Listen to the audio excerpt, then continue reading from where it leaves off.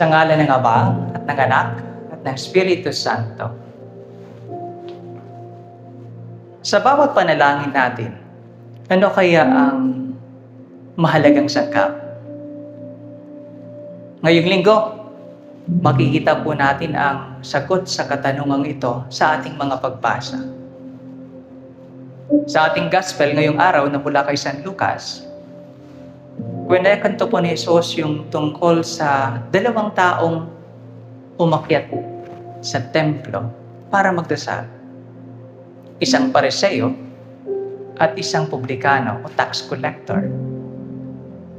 Yung Pariseo he started by thanking God. Nagpasalamat po siya sa Diyos. It's a good start. Pero yung sumunod na mga linya ay paninira at pagpapapuri sa sarili. Hindi papuri sa Diyos, kundi pagpapapuri sa sarili. Sabi niya, Panginoon, nagpapasalamat po ako na hindi ako kagaya nila. Magnanakaw sila, masasamang tao sila. Ako hindi ganyan. Sabi niya, I fast twice a week. Nag-aayuno po ako 2 times a week. And then I give my share. Binibigay ko po yung ikapo. Yung tax collector naman o publikano, hindi makatingala.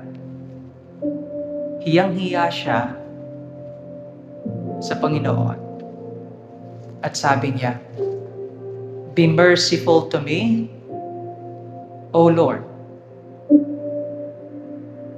Makikita po natin na ang gesture nitong publikanong ito is a gesture of pagpapakumbaba, pagsisisi.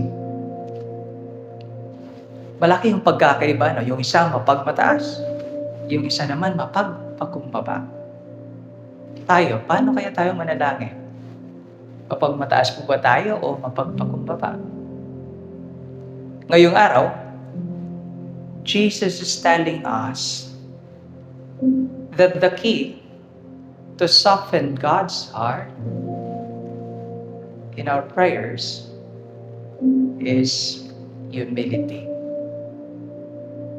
Ang panalangin po na walang ganitong sangkap ay pointless, useless, and meaningless. Kaya nga po sabi sa unang pagbasa, the prayer of the humble person pierces the clouds. Tumatagos po sa mga ulap.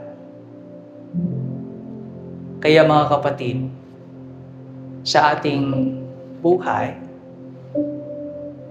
whenever we pray, huwag pong kalimutan itong sangkap na ito, ang pagpapakumbaba. Sabi ni Saint Ignatius of Loyola, wear humility rather than fine clothes. Isuot po sana natin ang pagpapakumbaba. If we do so, truly, our prayers will be heard by God. Ako po si Father Banin. Muli, pinapaalalahanan tayo ni Jesus na maging mapagpakumbaba sa ating pananalangin sa Diyos. Sa ngalan ng Ama, at ng Anak, at ng Espiritu Santo.